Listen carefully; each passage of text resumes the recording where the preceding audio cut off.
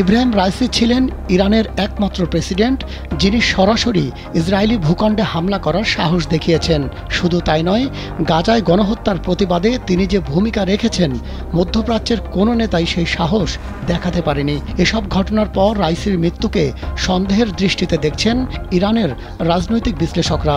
তাদের সন্দেহের তীর তেল আবিবের দিকে। ইসরায়েলের সংবাদ মাধ্যম জেরুজালেম পোস্ট অবশ্য দাবি করছে ইসরায়েল বিরোধী গোষ্ঠীরাই তেল আবিবকে ঘটনার জন্য দায়ী করছে। তবে বেশ কিছু গণমাধ্যমের উদ্ধৃতি দিয়ে ইরানিরা বলছেন এই দুর্ঘটনার পেছনে ইসরায়েল জড়িত থাকতে পারে। ইসরায়েলের গোয়েন্দা সংস্থা মোসাদকেও সন্দেহ করছেন ইরানিরা। এর আগে ইরানের বিভিন্ন সামরিক স্থাপনা এবং পরমাণু স্থাপনায় নিখুঁতভাবে হামলা চালানোর অতীত রেকর্ড আছে মোসাদের। সম্প্রতি নানা সাহসী ভূমিকার কারণে মধ্যপ্রাচ্যের অবিসংবাদিত নেতা হয়ে উঠেছিলেন ইব্রাহিম রাইসি। 63 বছর বয়সী এই নেতা ইসরায়েলের উপর ড্রোন এবং ক্ষেপণাস্ত্র হামলা করে বিশ্বকে তাক লাগিয়ে দেন।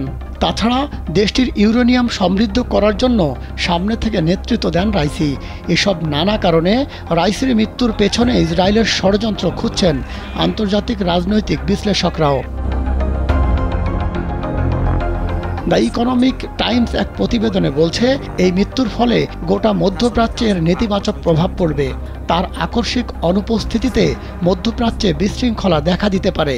বিশেষ করে লেবানন, সিরিয়া, ইরাক এবং ইয়েমেনে অবস্থানরত ইরানের সহযোগী বাহিনী এই ঘটনায় ফের প্রতিক্রিয়াশীল হয়ে উঠতে পারে।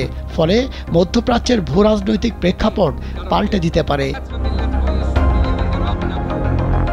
বিশেষজ্ঞদের অনেকে ঘটনার নেপথ্যে ইসরায়েলের ঘনিষ্ঠ মিত্র যুক্তরাষ্ট্রের দিকেও আর চোখে তাকাচ্ছে। কারণ প্রেসিডেন্ট ইব্রাহিম রাইসির হেলিকপ্টারটি ছিল মার্কিন বেল 212 মডেলের। যুক্তরাষ্ট্রের বেল টেক্সটন মহাকাশযান প্রস্তুতকারী প্রতিষ্ঠান প্রথম এটি তৈরি করে। আন্তর্জাতিক গণমাধ্যমগুলো বলছে এর আগেও বেল 212 মডেলের হেলিকপ্টার বেশ কয়েকবার দুর্ঘটনার কবলে পড়ে। গত বছর সংযুক্ত আরব আমিরাত উপকূলে মারাত্মক দুর্ঘটনার কবলে পড়ে এই মডেলের একটি হেলিকপ্টার। এর আগেও 2018 সালে খোদ ইরানেই একই ধরনের দুর্ঘটনায় প্রাণ হারান 4 জন।